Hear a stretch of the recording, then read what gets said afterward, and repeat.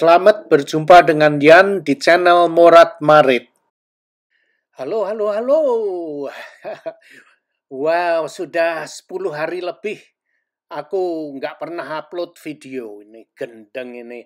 Lagi kumat ini malesnya. Jadi sampai detik ini juga nggak tahu mau ngomong apa ya. Tapi gimana? Oke, aku mau membicarakan tentang Dewa 19. Nah, ini dia yang menarik. Oke. Selain itu juga aku mau menyanyi. Aku nggak mau kalah dengan Ahmad Dhani, dengan Ari Lasso. Aku juga mau menyanyi nanti. Tunggu aja tanggal mainnya ya. Tonton sampai habis, nanti kalian akan melihat aku menyanyi. Mbok suarane koyo opo ya. Terus aku akan menjelaskan dulu, ini video aku ambil mungkin minggu lalu sewaktu aku berlibur ke New Jersey ya. Aku tinggal di kasino hotel. Nah, seperti inilah kasinonya. Hotelnya besar sekali, bukan main. Hotel bagus ya. Aku bukan penjudi ya. Aku bukan orang judi, tapi istri aku dia yang judi, tapi juga nggak soro itunya kecanduannya. Dia juga sekedar main aja, tapi kalau aku mending makannya. Nah, ada orang yang bilang judi itu haram, haram ini, haram itu ya. Oh, oke lah, apa terserah aja ya. Tapi gini, coba perhatikan sendiri, jangan percaya ngomongan saya ya. Orang kalau duitnya terlalu banyak ya, akhirnya dari pola-pola, pola-pola, neko-neko gitu loh. Orang kalau uangnya sudah terlalu banyak, mereka itu tidak tahu apa yang harus mereka lakukan dengan duitnya setumpuk itu ya. Jadinya ya neko-neko. Ya ada yang judi, ada yang balon, pokoknya macam-macam lah. Nah, ini aku sewaktu aku mau ke itu lobby ya, mau ke resepsionis tanya ada sesuatu yang ingin aku tanyakan ya seperti inilah kira-kira situasi hotelnya. Nah, terus mau bicara apa mana iki yo. Jadi nggak ada persiapan, terus aku juga ngawur ae ya apa adanya gitu. Nah, ini menarik ya.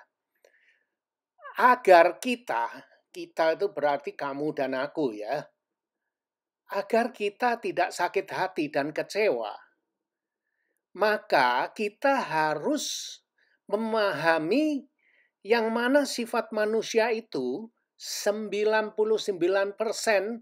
tidak membalas budi, tidak tidak tahu budi, dan pengkhianat. Itulah sifat manusia. Karena fitrah manusia itu memang seperti itu. Dan bila ada 1% yang membalas budi, lah itu istimewa. Kalian pernah nggak punya teman yang mau ngutang duit? Tentu pernah ya. Teman ngutang duit, terus kemudian kita kasih duitnya ya, kita hutangi, dia pinjam uang ke kita oke gitu aja ya. Terus dia janji, oke nanti gajian bulan ini aku kembalikan duitnya. Dia bilang gitu, ya oke, kita yang namanya temen ya, kita kasih utangan gitu. Terus tunggu-tunggu sudah tanggal baru. Dia nggak muncul-muncul, nggak bayar utangnya. Nah, terus kebetulan ketemu, terus kita tuh mengingatkan bahwa dia tuh utang. Hei, kamu janji loh dengan aku mau bayar habis gajian ini sudah lewat nih gimana ini. Cuman mau nanyakan gitu ya. Nggak taunya dia marah-marah. Dia marah-marah. Akhirnya teman bisa jadi musuh. Lah kita ini cuman mengingatkan gitu aja sudah disalahkan. Nah itu sifat manusia itu selalu nggak tahu budi, gitu nggak tahu membalas budi. kadang-kadang buntutnya itu dipegang, sulit dipegang. Nah, kalau kalian mengharapkan, orang itu setia dengan Anda, wah Anda nanti kecewa, kalian kecewalah. Mungkin kalau kalian, masih percaya dengan cinta sejati segala macam, ya kalian itu terlalu banyak membaca novel gitu ya, ya dulu kalau masih muda ya, belasan tahun itu, wah mengharapkan cinta sejati gini-gini ya. Ya aku dulu juga sering baca buku-buku novel gitu, diceritakan di situ, oh cewek Jepang itu setia-setia itu, mencintai kamu sampai mati gitu, ya tai kucing lah. Mana ada itu ya, cinta sejati ya, nggak tahu lah, terserah kalian. Aku cuman ngobrol ngalor ngidul. Nah, aku sudah mengatakan seperti itu. Mungkin kalian akan menghujat aku, "Oh, ngomong ngawur aja," gitu ya. Ya terserah kalian. Kalau aku yang ngomong, mungkin ada banyak orang yang menghujat. Oh, aku ngomong seperti tadi itu loh ya, yang fitrahnya manusia itu, tidak tahu diri, tidak tahu budi, pengkhianat itu, wah aku mungkin sudah ada yang mau nulis komen ini, ya wes sak karepmu. Tapi kalau hal ini dikatakan oleh orang yang terkenal ya, seperti, Ahmad Dhani, seperti, Atta Halilintar, seperti sopo, pokoknya orang artis yang terkenal gitu, oh ya kalian pasti percaya, dia nih aja. Tapi lantaran ini aku yang ngomong, kalian menghujat aku kanan kiri. Ya wis gak apa-apa. Tapi nanti supres, kalian akan aku kasih supres ini ya. Tunggu aja. Kenapa aku sampai mengatakan hal seperti ini? Ya tunggu aja ya. Nah, seperti ini lobinya, pintu masuk hotelnya, terus di mana-mana kasino itu, lihat itu. Nah, ini ada mobil-mobil hadiah. Nah, sewaktu aku live streaming itu, videonya kan goyang-goyang nggak karu-karuan, bikin kepala pusing kan. Iya, itu karena apa? Karena aku pakai HP aku. Nah, HP aku tuh sebetulnya ada built-in gimbal-nya. Kalau pakai aplikasi foto yang ada di HP aku itu bisa tenang, ambilnya nggak goyang ya. Tapi lantaran aku live streaming, jadi harus memakai, aplikasi YouTube, akhirnya goyang-goyang itu. Nggak tahu kenapa, padahal HP aku itu ada gimbalnya, built-in gimbalnya. Samsung itu ada built-in gimbalnya. Tapi kalau dipakai untuk live streaming dengan YouTube, gimbalnya itu nggak kerja. Jadinya goyang itu. Jadi sewaktu aku live streaming itu di sini ya, sama di sini nih ya, aku memegang dua kamera seperti wong gemblung, orang gila gitu. Yang satu aku pegang Insta360. Nah, ini dia hasil video yang aku ambil dari kamera Insta360. Sedangkan yang live streaming itu aku pakai HP Samsung S24 itu. Ya beda kan. Nah, ini aku pakai, Insta360 kan bagus, smooth. Jadi aku jalan-jalan itu pakai, 2 kamera, sampai aku masuk-masuk ke, apa itu, ke kasino ya, aku takut, nanti akan diusir dengan polisinya yang ada di sana gitu. Jadi aku, jalannya juga nggak berani deket-deket gitu ya. Aku masuk di kasinonya tapi nggak berani dekat-dekat di meja judinya, atau berhenti di sana ngambil video nggak berani aku. Mungkin nggak boleh juga, tapi kalau jalan aja, kelihatannya nggak apa-apa, aku nggak diuber-uber ambek polisinya, ambek security-nya. Jadi ya seperti ini, tapi aku tidak berani terlalu dekat ke mejanya, gitu. Nah, ini bukan main ya, banyak sekali. Zaman dulu ya, kira-kira tahun 80-an, 70-an gitu ya, kasino itu rame sekali, penuh dengan penjudinya. Tapi sekarang ini, kasino itu, apa ya, tidak begitu banyak orang yang, berjudi di kasino. Kebanyakan orang itu datang ke kasino itu hanya mencari hiburan aja. Membawa keluarganya ke pantai, melihat nonton show, jalan-jalan hanya gitu. Jarang jarang tidak seperti dulu orang datang ke sini pasti judi gitu. Enggak, sekarang ini banyak orang yang mengajak keluarganya ke sini untuk berlibur. Nah, ke kolam renangnya, memakai fasilitasnya gitu. Coba lihat aja seperti ini, kan agak sepi, bukan agak sepi, ini sepi ini ya. Karena aku sewaktu jalan-jalan ini kira-kira jam 10, jam 11 pagi, jadi orang masih bangkong, masih tidur gitu loh. Jadi nggak rame. Tapi nanti kalau sudah malam ya, sore, malam sampai tengah malam gitu, wah tambah rame di sini nih. Eee seperti itu. Ini di Atlantic City ya. Terus ate ngomong mana ya? Ngomong apa mana ya ini? Nah, ini ada yang menarik juga. Ini tentang, apa ya, tentang kisah, mmm, yang diceritakan di Bible, itu, di kitab agama. Ini, religion religion story with a little twist. Jadi, ini seperti cerita yang ada di, agama ya, tapi dengan dipelintir sedikit. Nah itu, ceritanya kira-kira, seperti ini ya. Pada hari pertama Tuhan menciptakan apa ya? Nggak tahu, aku sudah lupa itu ya. Kalau kalian mau, baca di kitab-kitab agama ada, Tuhan menciptakan hari pertama, menciptakan ini dan itu kan. Nah, ini ceritanya yang akan aku sampaikan, ini pada hari pertama, Tuhan menciptakan sapi. Lah, apa raidan? Pernah dengar nggak kalian?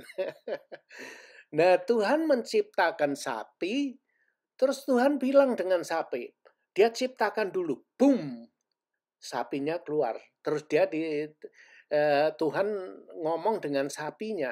Nah, aku ciptakan kamu ke dunia ini em, untuk membantu petani. Kamu harus pergi ke ladang bersama petani. Panas atau hujan sekalipun, kamu harus membantu petani. Dan untuk itu, aku akan kasih kamu kehidupan umur panjang. Kamu akan hidup selama 60 tahun, kata Tuhan begitu. Oh, terus sapinya girap-girap. Dia bilang, wah, Tuhan kamu gila tapi ya itu. Aku nggak setuju, nggak mau dikasih 60 tahun. Gendeng apa? 60 tahun suruh macul kerja terus. Terlalu berat ini dia bilang. Wah, aku nggak mau. No way, dia bilang gitu.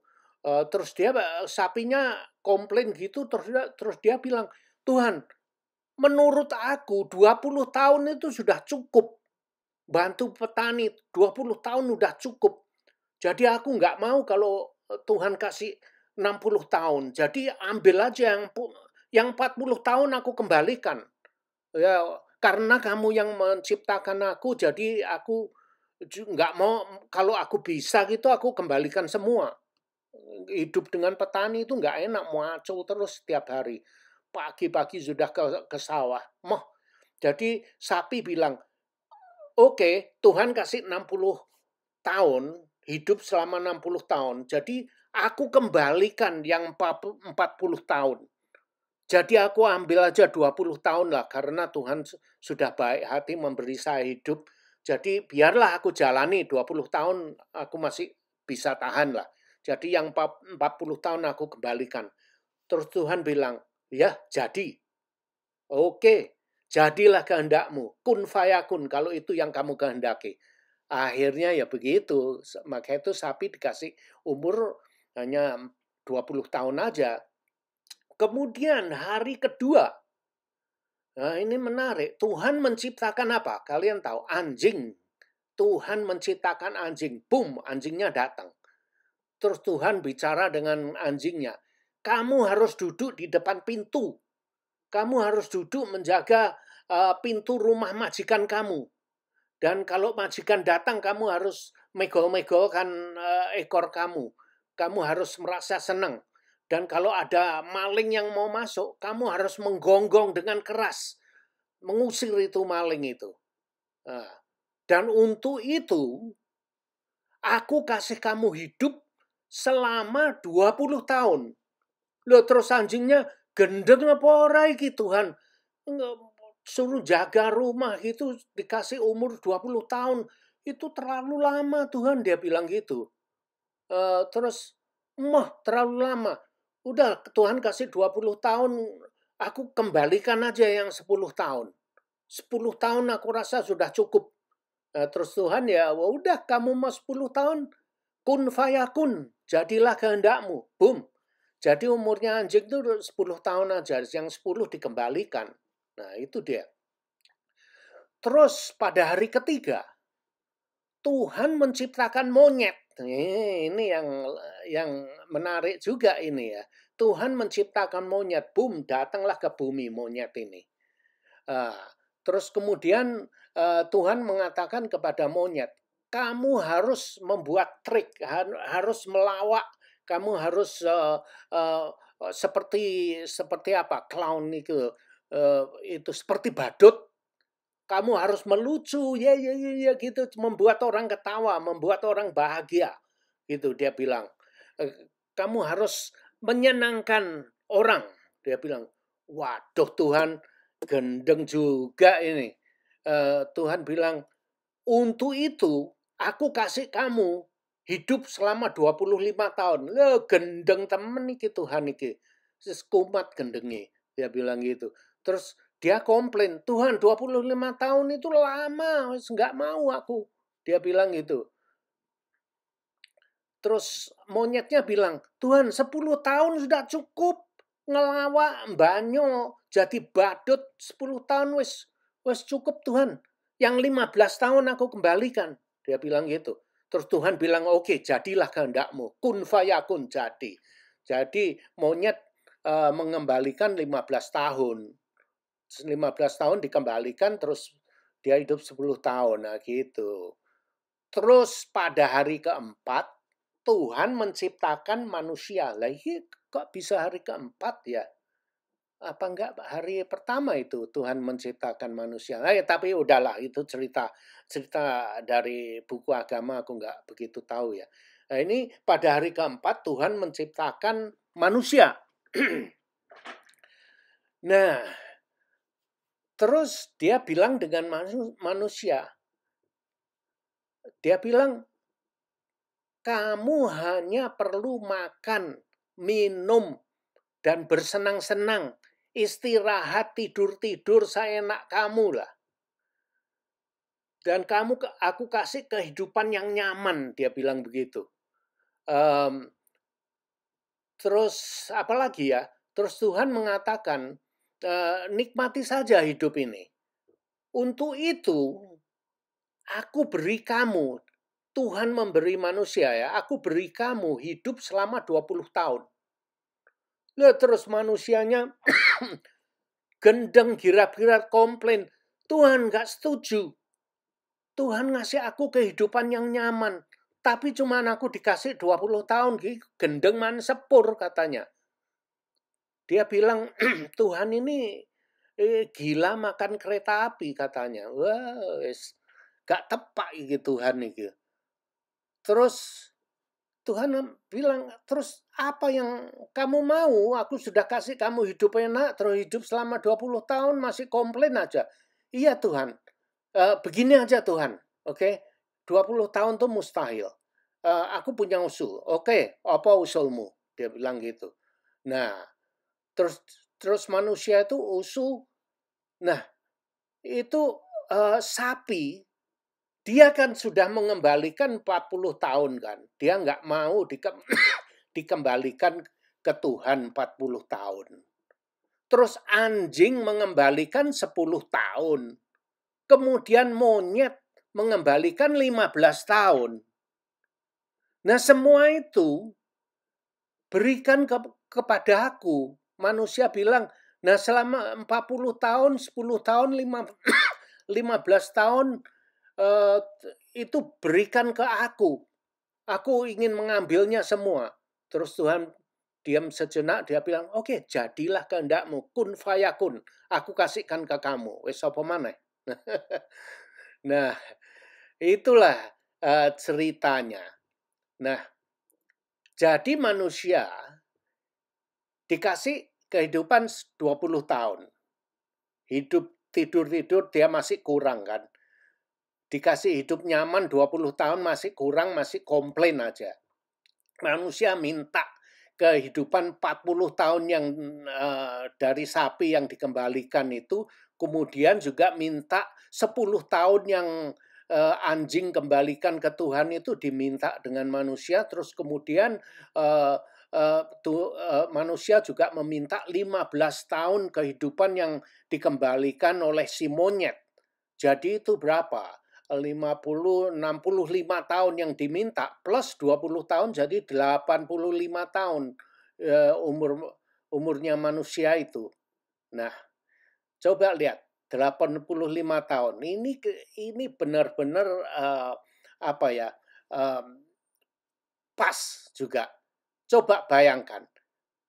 Begitu bayi brojol, bayi keluar, pada 20 tahun pertama itu manusia hidup nyaman. Nah, itu yang namanya tidak harus memikirkan utang, tidak harus pinjam duit, tidak harus mikirkan apa, semuanya tersedia. Mau makan tinggal, Bu mau makan, Mak ate mangan, Pak mangan, sudah semuanya disediakan. Iya kan? Jadi enak semuanya itu tersedia dengan rapi gitu. Nah, terus kemudian setelah 20 tahun, setelah itu 40 tahun manusia harus menjalani kehidupan 40 tahun yang dikembalikan oleh sapi. Jadi selama 40 tahun kemudian manusia itu harus macul, kerja berat seperti sapi. Dia harus kerja keringkalan, kerja keras untuk menghidupi anak istrinya. Terus harus nyimpen duit untuk ini, untuk itu. Jadi kehidupannya tuh ribet selama 40 tahun. Nah, ya, itu kehidupannya sapi yang diminta oleh manusia kan. Nah, terus kemudian 15 tahun ke depan itu manusia itu hidupnya seperti monyet. Nah, setelah anak-anak umur 20 tahun kan, kemudian disekolahkan, terus manusia bekerja selama 40 tahun, terus umurnya dia sudah 60 tahun kan. 60 tahun itu dia sudah punya cucu kan. Nah, terus kemudian selama 15 tahun ke depan itu manusia hidup seperti monyet. Dia juga seperti menyenangkan setiap orang yang ada di sekitarnya, dia itu seperti badut. Coba lihat itu, kakek-kakek itu menyenangkan cucunya kan. Di depan cucunya kita melucu seperti badut, hehehe, cengengesan begitu kan. Iya kan. Nah, maka itu dari umur 15 tahun sampai dari umur 60 tahun terus 15 tahun ke depannya 60 tambah 15 75 tahun itu cengengesan terus hidupnya, membahagiakan cucu kan. Cucunya baru lahir digendong timang-timang, ngomong juga kayak ngomong anak-anak kecil gitu kan.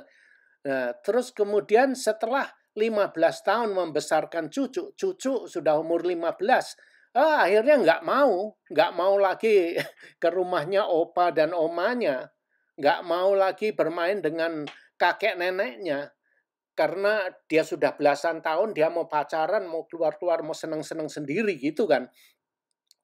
Nah, itulah kehidupan yang diberikan oleh monyet, terus manusia hidup seperti monyet sampai dia umur 75 tahun. Kemudian masih ada lagi kehidupan yang 10 tahun yang manusia ambil dari anjing.